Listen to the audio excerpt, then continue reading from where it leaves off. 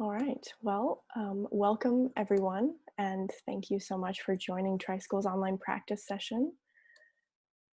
Our guest today is Jack Kornfield, a meditation teacher, author, and co-founder of the Insight Meditation Society in Massachusetts and the Spirit Rock Center in California. And in addition to this live session with Tricycle today, Jack has also been offering free meditations for this time of coronavirus, and you can find those at jackkornfield.com. I hope everyone can hear us and see us clearly. I'll give a few notes about our call today. We're on a Zoom webinar, so participant audio and video are off. You'll only see Jack and, for the time being, myself. We are recording the session for anyone unable to attend live, so you can view recordings as well as the schedule for our upcoming sessions at tricycle.org/live. Our next session is this Sunday with Pema Chödrön, so please join us again for that and keep checking back because we have calls scheduled next week and beyond.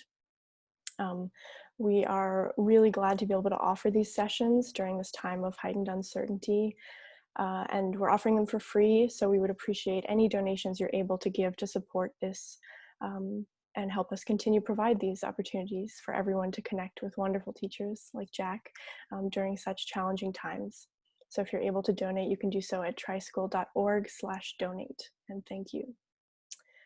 Finally, we will have time for Q&A toward the end of the call, so you can post your questions in the Q&A panel, which is accessible with the button below the video screen. If you hover your mouse, if you're on a computer, over the video screen, you'll see that button. And we'll get to as many questions as we can. We're on for about an hour today. And if you're tuning in from Facebook Live, then you can post a question in the comment field and we'll add it to the list. Please forgive us if we're not able to get to your question. There are about 2,500 people tuning in right now and more to come. So we're just really grateful for this time. Thank you so much to you, Jack, for being with us today. And I'll turn it over to you. Thank you. It's a pleasure to be here with all of you. I appreciate your tuning in. And more importantly, I appreciate how we can support one another during this very, very difficult and unprecedented time in our lives. It's touching us all in so many ways. And before I talk about it and how we might hold ourselves and steady our hearts and care for one another, let's just do a little bit of grounding first as a way to come into the steady heart and the reality of the present. So if you would, let yourself sit in a way that's stable, at your feet, buttocks, stable on the ground, on the floor. Let your eyes close gently. And notice as you bring your attention to your body that you can take a deeper breath. Take 2 deep breaths. And with each breath, exhale tension.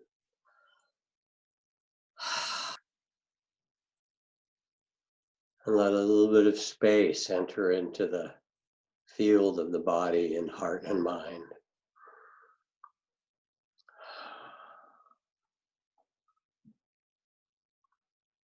Now as you sit here in the reality of the present, let yourself sense your connection with the earth.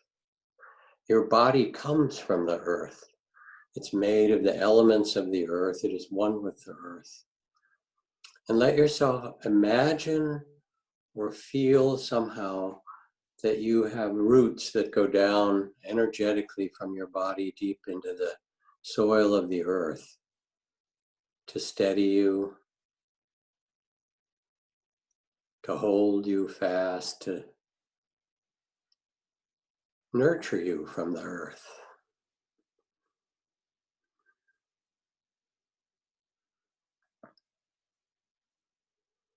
And imagine that you can sweep gently through your body and release whatever tensions or fears or other energies that are contracted down to be held by the earth below.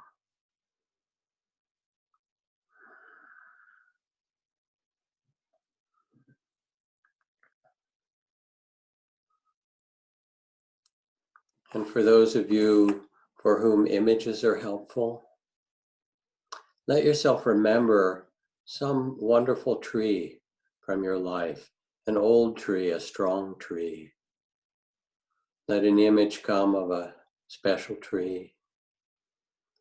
And imagine that you're standing in front of it, that you and the tree are meditating together now.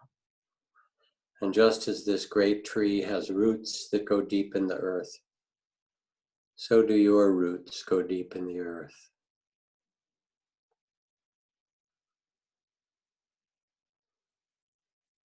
And just as this great tree has a strong trunk that has weathered storms, snow and ice, rainbows and rain, all the changes of the seasons, feel your own body steady like the trunk of that tree.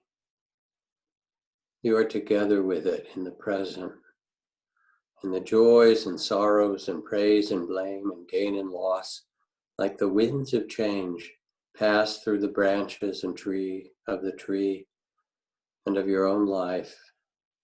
And while you can sway with them gently,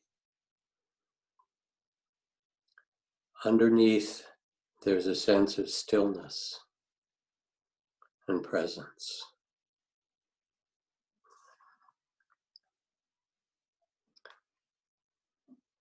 Trust this stillness, the ground of being, and know that you can return to it over and over again.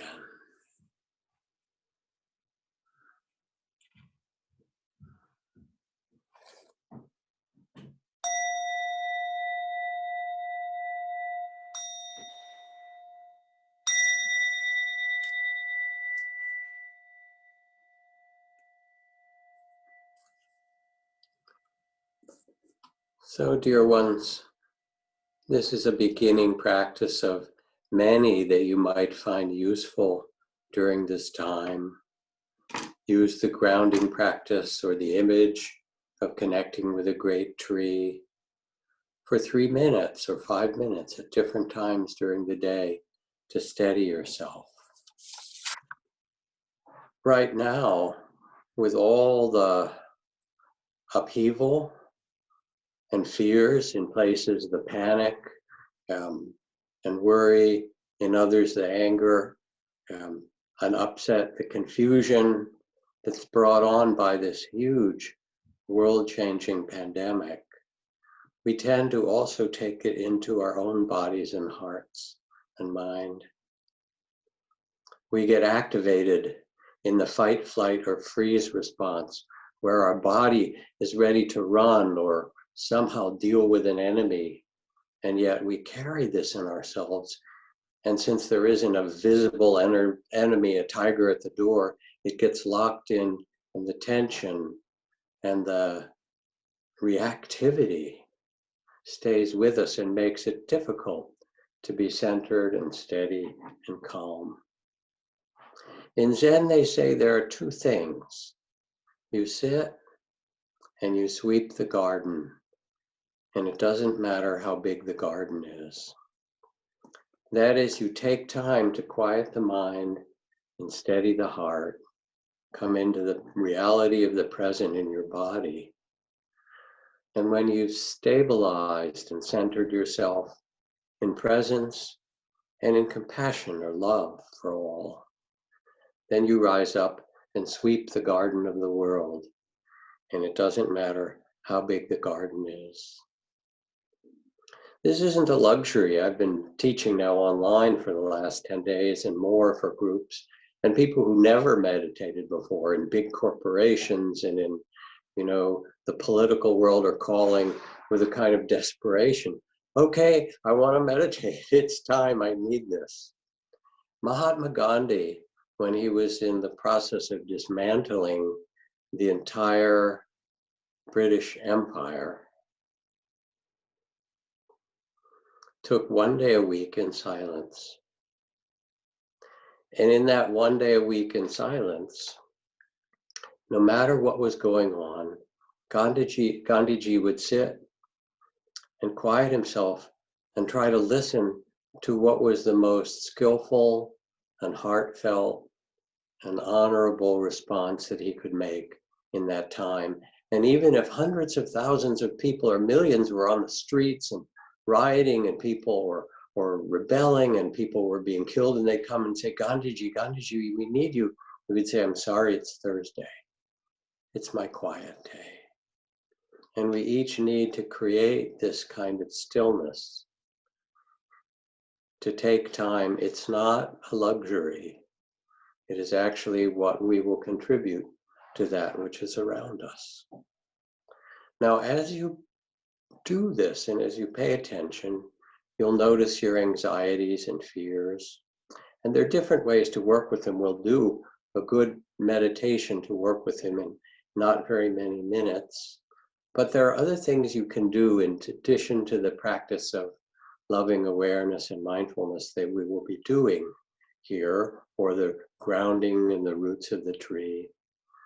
Remember to move your body, do walking meditation, do Tai Chi, do yoga, do Qigong, do whatever allows you to inhabit your body and keep your body and mind together to nourish themselves.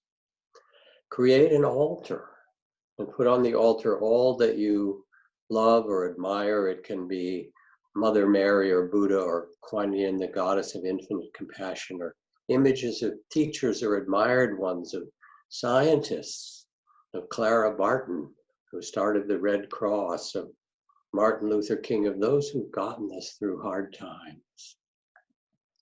And then when you feel anxious, after you tend the anxiety, as we will do in our meditation, imagine that you can place it in a bowl and put it in the altar at the foot of Kuan Yin and Mother Mary, and say, please, you hold these for me as well, so that we're held not only in our own heart, but that you have backup. You have the consciousness of the greatest awakened possibilities embodied in these archetypes of the Buddha and Kuan Yin, of Mother Mary, and all these others, and say, yes, you hold this with me. Above all, stay connected with one another. Right now, we're in the middle of a great mystery, and this mystery puts us into profound uncertainty. And the only thing that we can do in the place of uncertainty is ground ourselves in the reality of the present where we are, and do so with love. Because in this mystery, we're also being led both apart to separate with one another, to self-isolate and take care of protecting ourselves. And yet at the same time, we see in a remarkable way that our isolation actually draws the longing in us to be closer and more connected. You can feel this and sense that longing which comes from a deep love. When the Buddha said that the Sangha, the community, is the true refuge. And the community is really all those who share in the aspiration to care for one another, who see that we need one another to support each other, to awaken. All those who know that we are deeply interconnected on this earth and are practicing as you are now to embody this in the most beautiful way.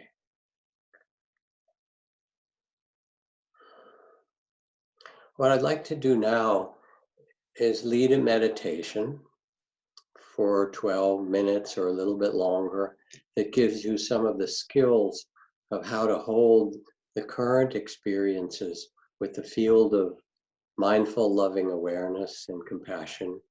Then we'll take some questions, and then we'll end the session with 5 minutes of a loving kindness practice.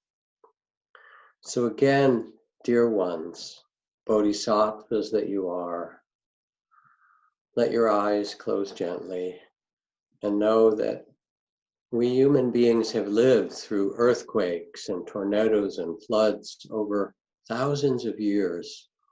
We know how to survive. And while some respond with hatred or fear or greed or ignorance, we understand that we can also respond with generosity, clarity, steadiness, and love, that this is the time for love.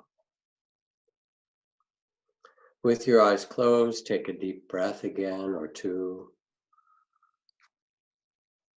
Release tension and steady yourself on the earth.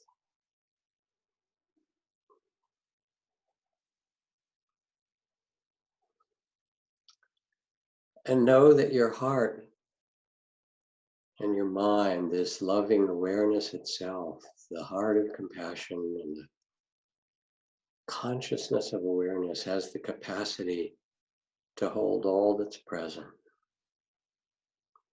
to hold it with spacious wisdom.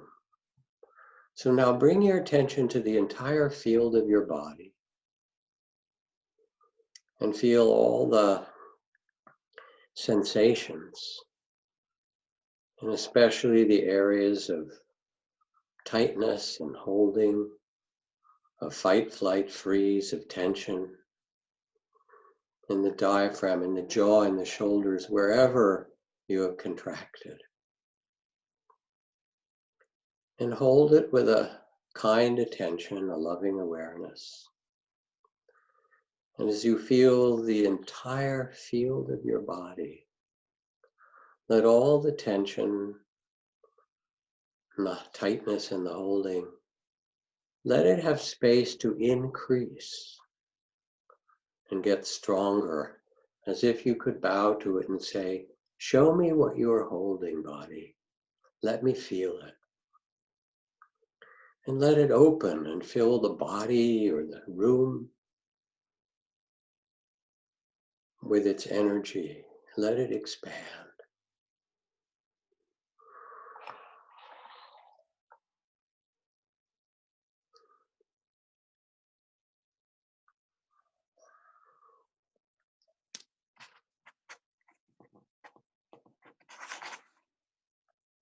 And as you do, notice how allowing things to be felt, the energies of the body, to be open and held in loving awareness, to be felt fully, they begin to soften and open. And then around them, notice how there comes a more spacious field of calm and steady.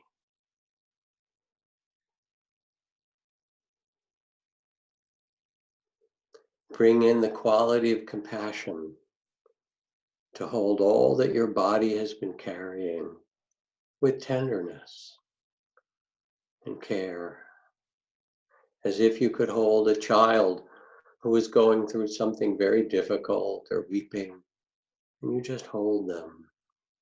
Let it all come out.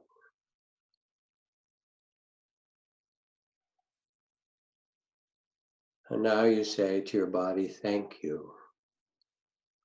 Thank you for trying to protect me to all the things that have been held.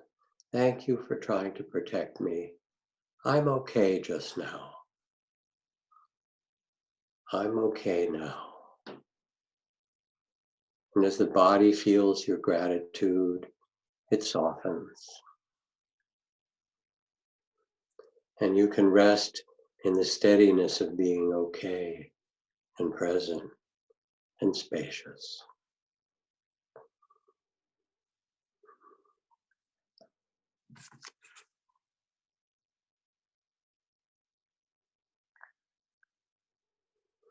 And now bring the same mindful, loving awareness to your heart.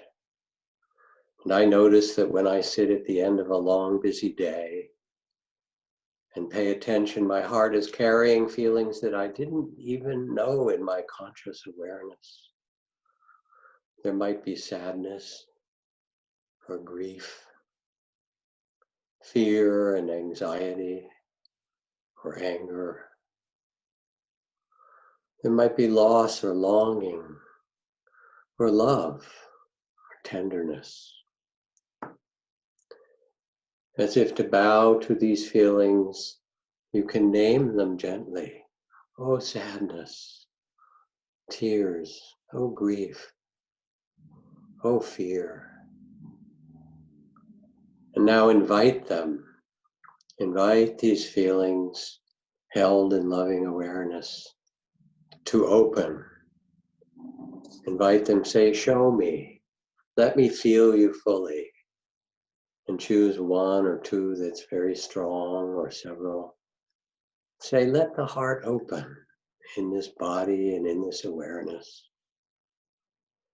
Let the feelings intensify and expand. You can do this, you can trust.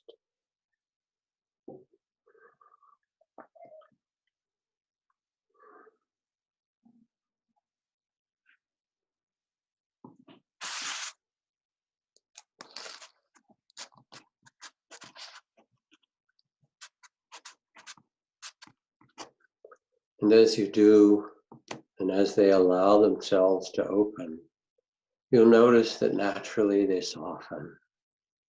They appreciate your loving attention and feel the spacious awareness around them.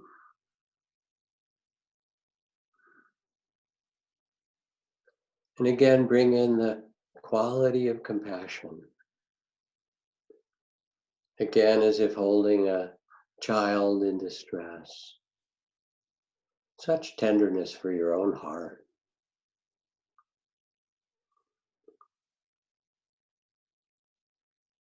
And say thank you. Thank you for trying to protect me. I'm okay for now. Thank you. You can relax now. I am okay. Thank you. And as you thank all the emotions, you can feel with that gratitude they're subsiding. And you open to a steadier, more spacious, loving awareness.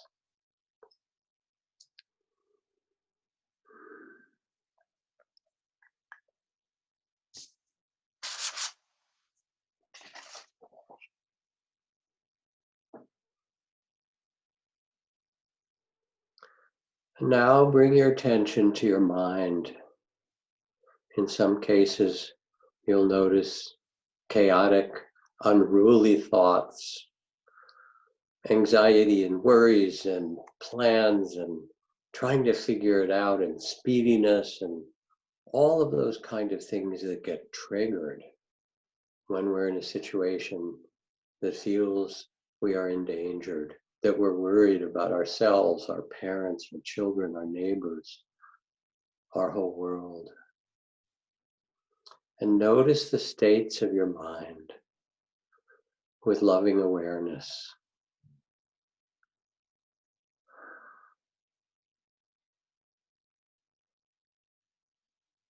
And name them gently, very softly. Oh, confusion, chaos, speed, worry, imagining. As if to bow to them, you name them and just give them space to show themselves.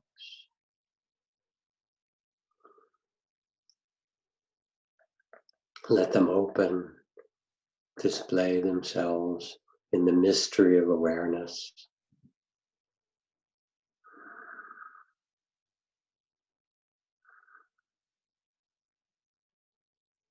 And hold your mind too with compassion. It's been working overtime to try to help you.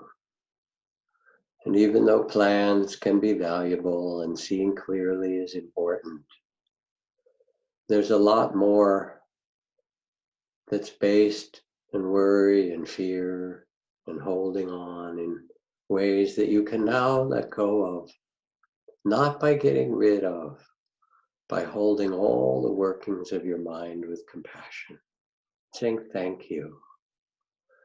Thank you for working so hard to protect me. I'm okay for now. I'm steady now. Thank you. And feel your mind relax. And you can say to it, I'll use you as I need to plan.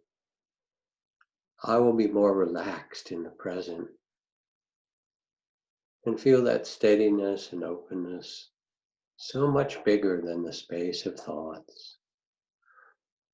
Rest in it. It's the tender space of loving awareness, of consciousness itself. And notice that you who've been aware of the body, and this heart, and this mind, are not just the body, the feelings, the thoughts. Who you are is the consciousness itself, the pure, timeless, loving awareness that notices all that arises and passes, spacious, silent, vast, open.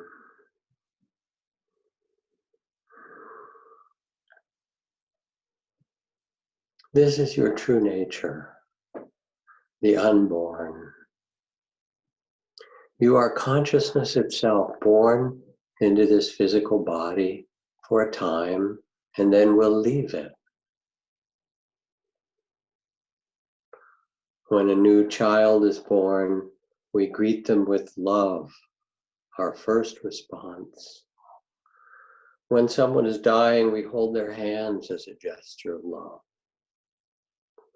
Timeless love and awareness is who we really are. Rest in it. Trust it. It is your own true nature. It is home.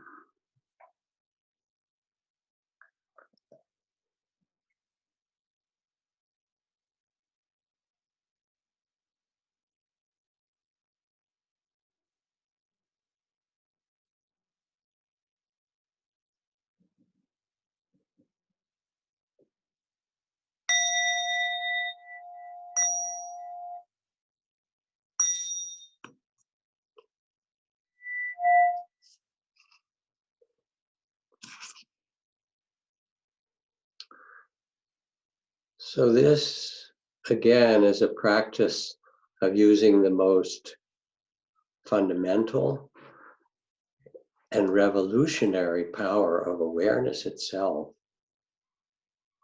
to hold the body and heart and mind and allow them to open in compassion, to shift our identity from being lost in a confusion of mind or upset of heart or tension of the body, to hold all of these, to allow them with respect, to thank them, and to remember that this is an invitation at this time to open to a much deeper truth. You can use this in little bits for your body, your heart, or mind. You can do it in the morning or evening. You can take pieces. You can change it any way that serves you. This practice dovetails with the practice of becoming a bodhisattva, of being committed to compassion and the alleviation of suffering for oneself and all beings. And the movement of the bodhisattva, when things become difficult, is not to run away, but to turn toward that which is difficult, to lean into that which is difficult and say, yes, the great heart of a bodhisattva can hold this all with tenderness, with respect. This is our birthright. This is the Buddha within you. So now we could do a few questions, and then I'll lead a third meditation. Great. Thank you so much, Jack, for sharing that wonderful grounding practice with us. So I'll start with a question we have about how to work with escapism through distraction or smoking or drinking or other things during this time. Yeah, I got another question like that earlier for someone who said, my best escape was wine, but it's just not working anymore. I think that it's important to be particularly tender with ourselves at this time and to realize that we do need ways to escape or distract ourselves, and then to sense that they're healthy and unhealthy ways.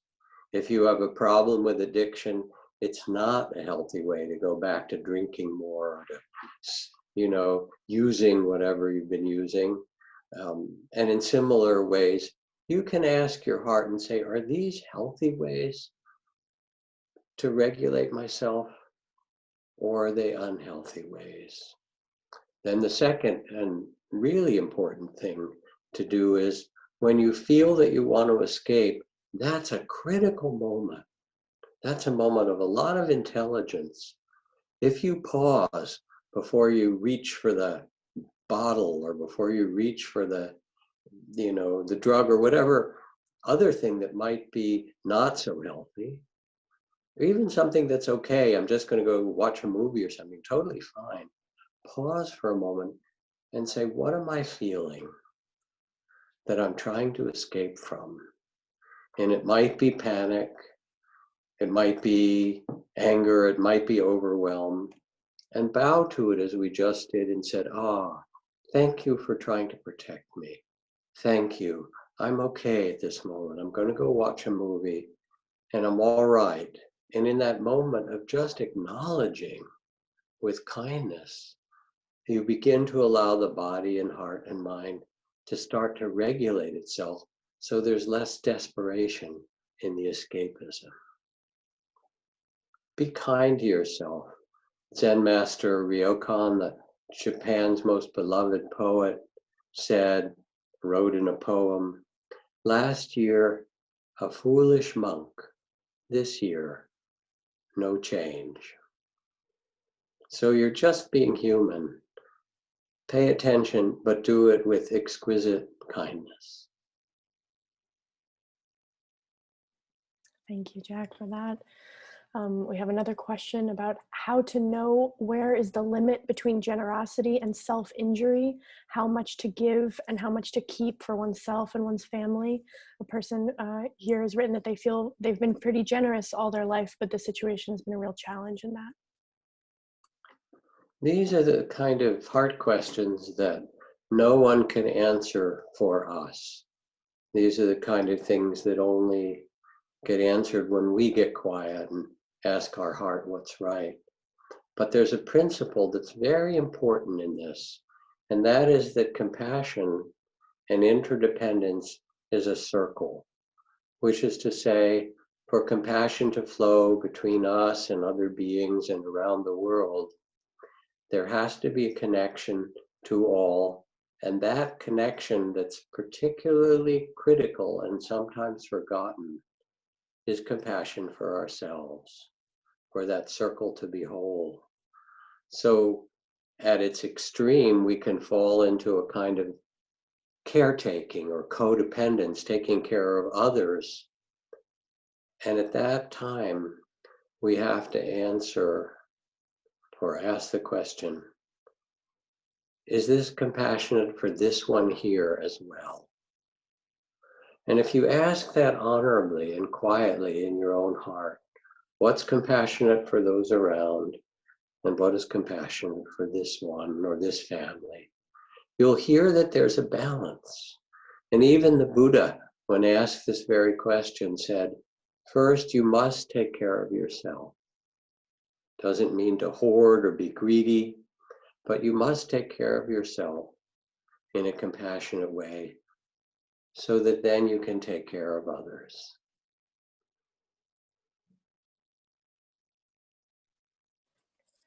Okay, and we have another question. Sorry, was that it for that one? Yeah, let me say one more thing about Sure. that. This is also a time that tests our ethics and our morals. You know, because there are all these times, when there's a great deal of abundance, but now what are our values? And if others around us are acting in ways that are untruthful, we can still speak truth. If others are hoarding, we can still act in a generous way.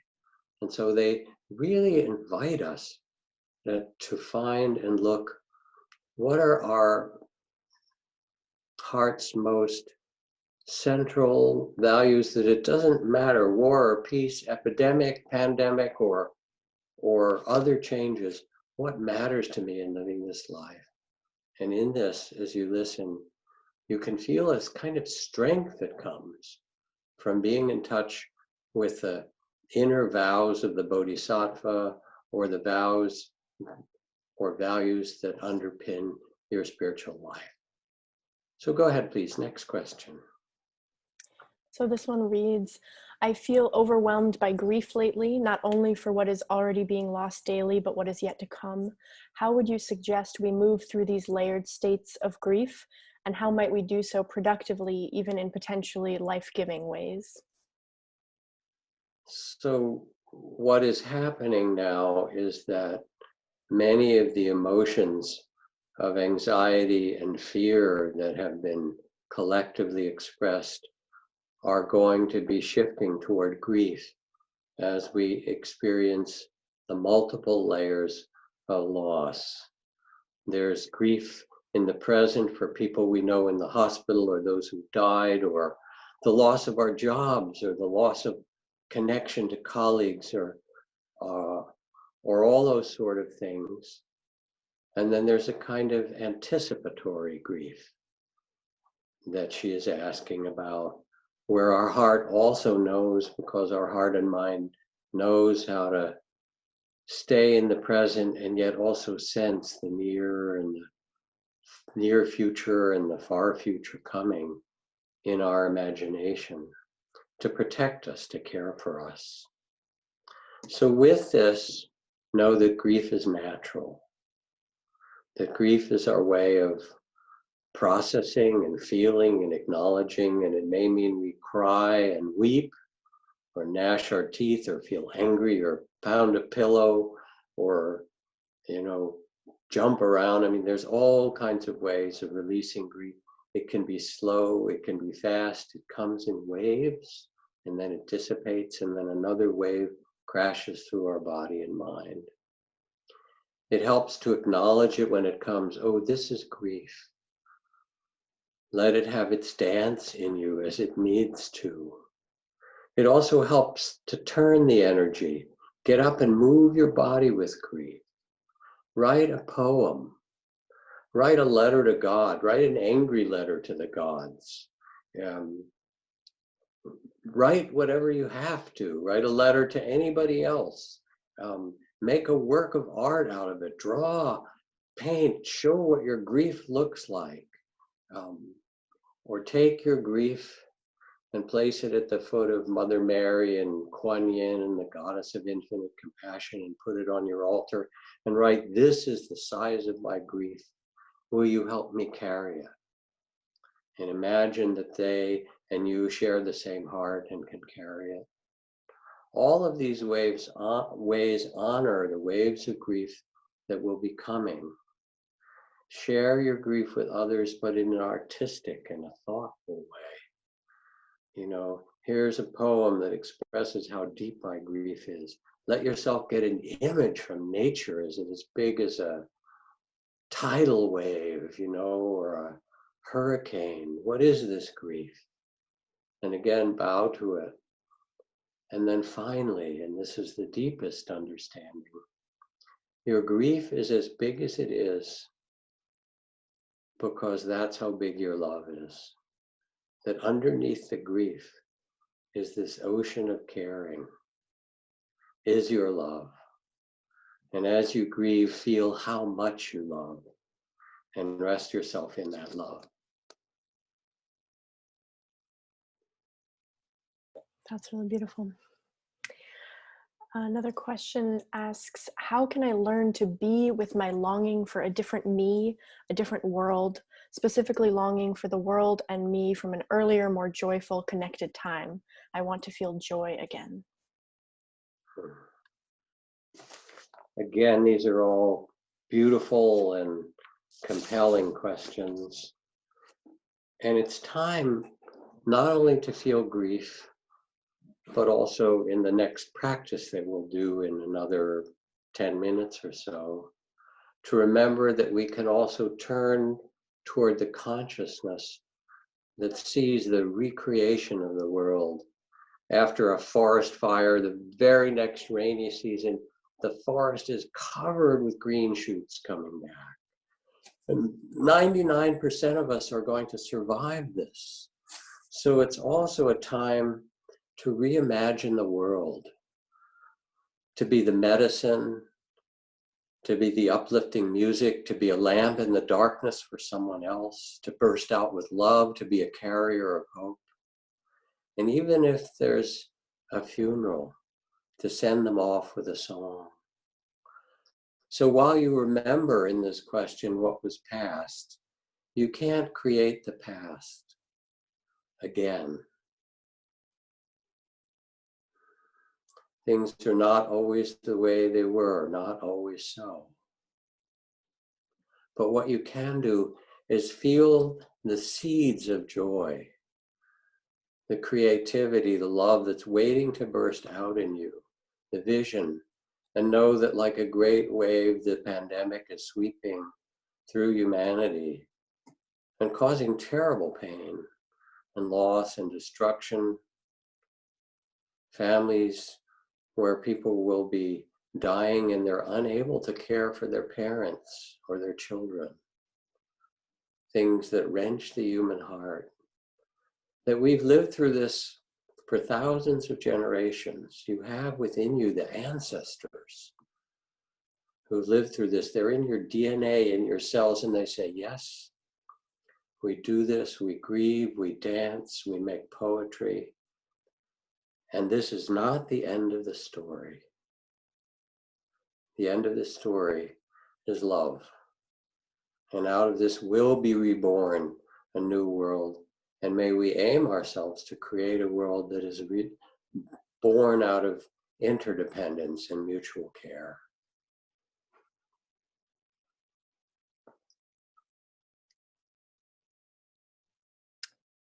Someone asks if you could say something about how we can deepen our trust in our genuine ability to peacefully deal with the situation so that we can be there for ourselves and others. There are several ways to deepen trust.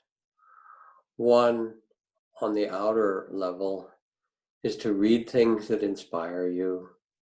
You know, to read the stories and the teachings of people who've been through tough things before and who say, as these great elders and leaders have done, you can do this, we can do this. When Martin Luther King stood up after his church was bombed and children in that church were killed and said, we will not hate you, but we will turn your hearts, the coldness of your hearts around with the power of our love. He invited people to the most noble aspects of their being, to their own Buddha nature. So outwardly, you can remind yourself in this way. The second thing you can do is to meditate, is to do the very practices we did here and look and see if you do 5 minutes of grounding roots into the earth or 15 minutes of holding the body, heart, and mind with gratitude and awareness and letting it open, becoming the loving awareness of consciousness itself. Notice how you are at the beginning and at the end, and you will see there's a difference, and you can begin to trust that you too, like millions and millions of people in every generation, have within you this capacity. And then the last thing is to find those to practice with together, to stay connected. Find a meditation buddy, find an online group, practice with someone and hold hands with them so that when you don't trust, they can remind you. And when you trust, you can be a support for them.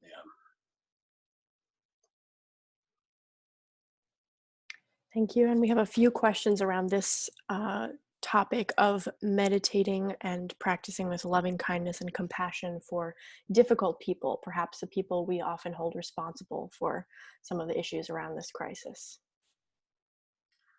When I do my loving kindness practice, and we'll do a version of it in about 5 minutes, I include myself and loved ones and family and friends and the world and beings and animals and so forth. I also include what is traditionally part of loving kindness meditation, which is difficult people. Sometimes it's translated as enemies, although when I use that word, I think of the Dalai Lama smiling and saying, my friend's the enemy. He knew he had enemies, but he still holds them in his heart as friends. And I remember Ram Dass, spent so much time with him before he died this last year, over these last decades, on this huge altar that he had with images of the Buddha and Mother Teresa and Ramakrishna and Anandama and 100 different saints and sages. And in the middle for a while was a picture of Dick Cheney. And then that was substituted, our president and various other political figures. And Ram Dass said, I'm learning to love them all. And when I do metta, I wish and I picture those people who are causing suffering. May you be free from fear. May you be free from hatred and greed. May you find peace of heart. May you find love. And I could wish that for anyone, for Bashar al-Assad, you name it. May you be free from fear. May you be free from hatred. May your heart find some peace. May your heart find love.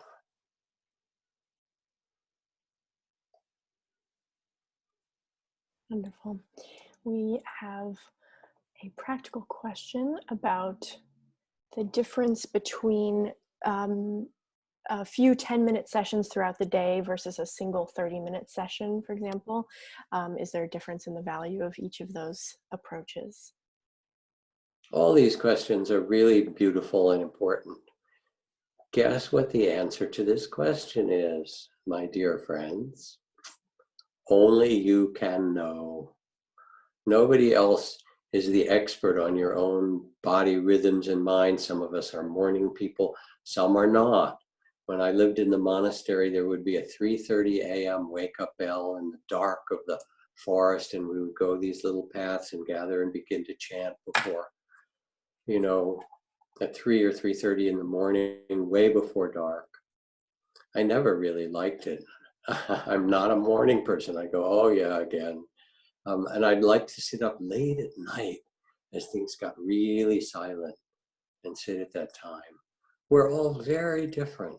And so our meditation practice, like making art, like making love, is something that we have to bring a sensitivity and a respect and an artfulness to, and listen in ourselves to what is it that actually works well for us. Let's try little bits during the day. How did that go? Let's try a longer meditation. How about morning or afternoon? Let's go online and find a friend and do it together with them. Oh, that works much better. And let yourself be the explorer, the scientist, the inner yogi and sage who envisions and works with the possibilities of empowering and developing compassion that's boundless and a great wise heart to hold it all. You can do this. It is your true nature. It is your birthright. And right now, it's your time. There's nothing like a crisis of this sort. May we use it well to develop our own inner beauty and strength and courage and compassion. And may collectively we envision how to respond, which is a whole other call of how can we act in this world so that what we're learning of our interdependence and love will be built upon from this and create a wise and loving humanity.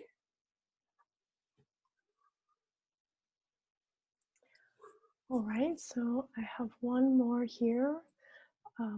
With all of the sadness of the tens of thousands of deaths yet to come, what practice can we do to help these beings in their frightened and lonely transition?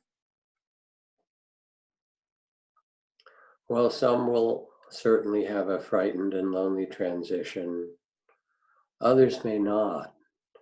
The question really speaks to the great mystery of who we really are and of death and birth. And I know from years of doing hospice practice and sitting with people who are dying, sometimes they're very painful deaths. And sometimes not only are there deaths that are somewhat peaceful, but in the near-death experience, people have died, gone through very difficult physical things. They leave their body, they enter into a dimension of light, and then they come back resuscitated. And I'll ask them, how was that? And they say, it was so peaceful to finally leave my body. There was a realm of light and spaciousness. I realized I'm not this body at all. And of course, I know this from deep meditation, from profound out of the body experiences, from many other parts of my training. So it's also important to know that while dying can be difficult, perhaps leaving the body after that is not so frightening. Perhaps, in fact, it's the next gateway is an opening to peace. It's mysterious, and it's important somehow that in this unknown, we stay where we are. What we know is this moment, and in this moment, we can bow, say thank you all, thank you to the mind for trying to figure this out, thank you to the body for trying to protect me, and the heart. And I'm steady now, I'm okay where I am. So let your eyes close gently and we'll do a concluding meditation.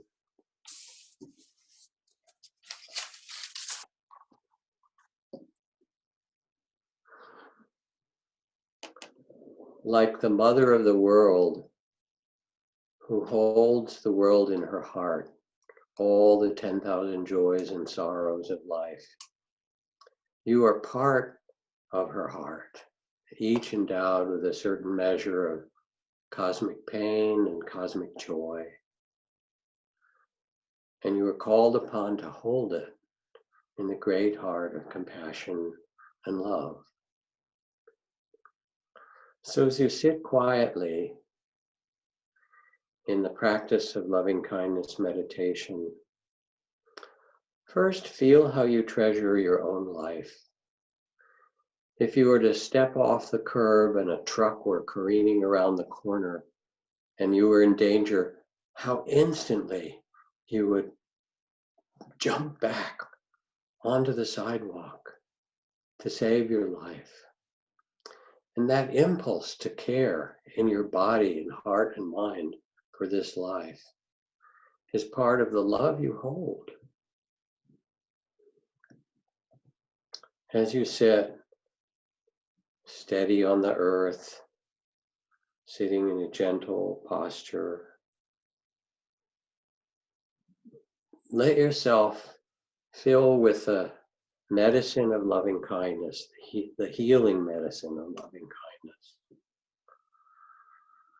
And use very simple phrases. May I be safe and protected.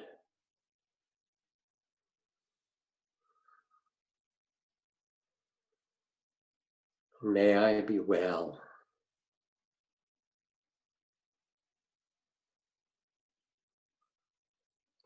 May I be tender with the difficulties.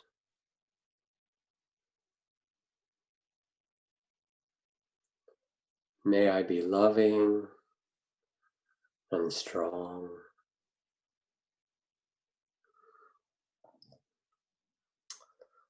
And you can tell as you whisper these phrases in your mind that they're an invitation for the capacity of love and compassion that was born within you, that you knew as an infant, to fill your being. This is who you are in the end. And you can feel the protection and the weaving itself around you like a cloak of love. May I be safe and protected in this loving kindness. May I be safe. May I be well.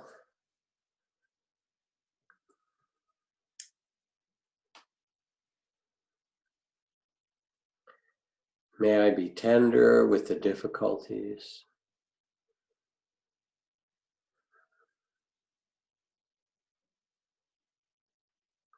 May I be loving and strong.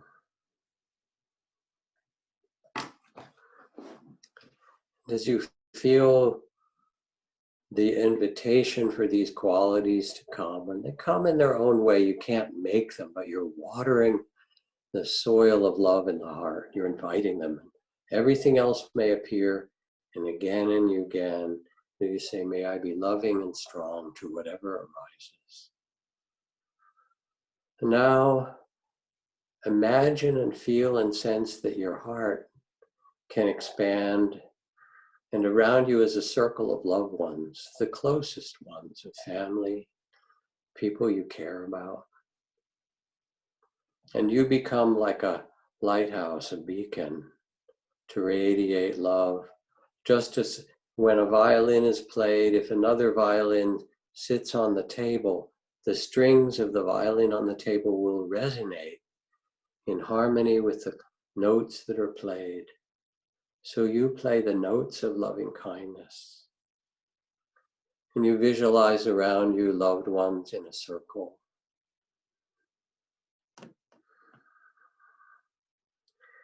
And radiate to them, may you be safe and protected.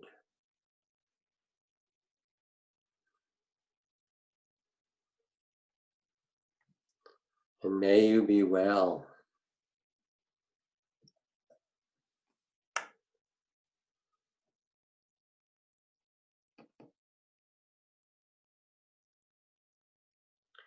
May you be tender with your difficulties.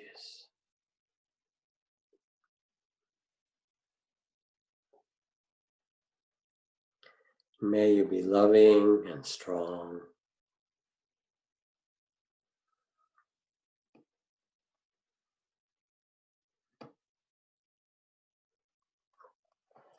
And now lift your arms up to your sides a little bit, just to, 6 inches or a foot away from your body, as if you could hold hands with a circle of people. Imagine and feel that you are holding hands in a circle, not just of your loved ones, but now the circle of humanity, of all of us together holding hands, struggling, full of love and tenderness and fear and confusion and every possibility. And yet we're going through this together.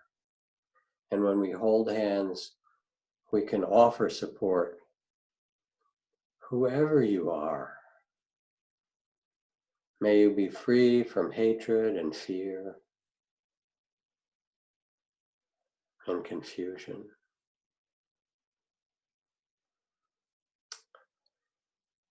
May you all be safe and protected.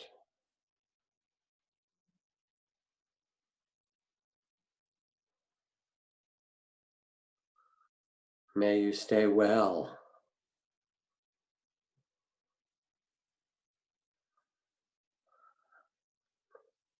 May you be tender and compassionate with all those around you and with all your own difficulties. May you be tender with your difficulties.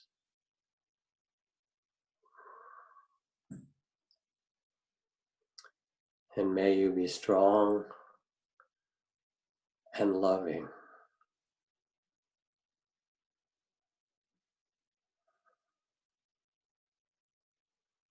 Sending this out to the circle of humanity, your place in it.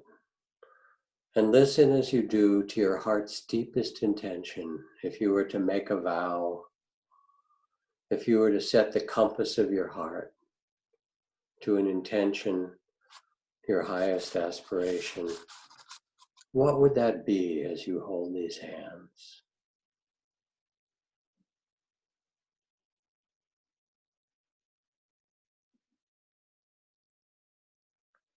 Listen and honor this aspiration as a guide. The world awaits your compassionate heart. It resonates with it. Let us join together in a response of wisdom, of understanding, of a spacious heart of love.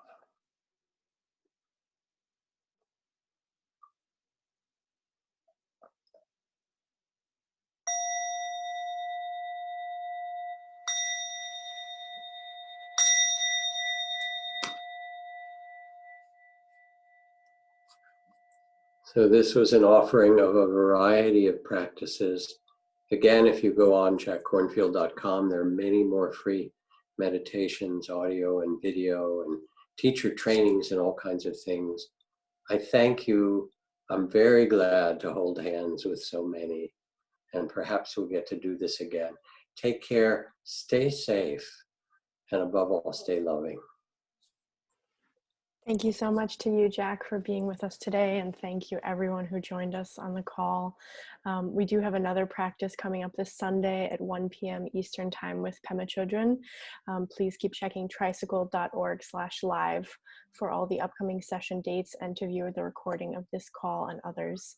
And we are providing, again, these sessions for free, so if you would like to help support this and our other efforts to keep everyone connected in this time, please consider donating at tricycle.org/donate. May everyone please be happy, healthy, and safe. And as Jack said, may we use this time well. Thank you all, and thank you, Jack. Pleasure.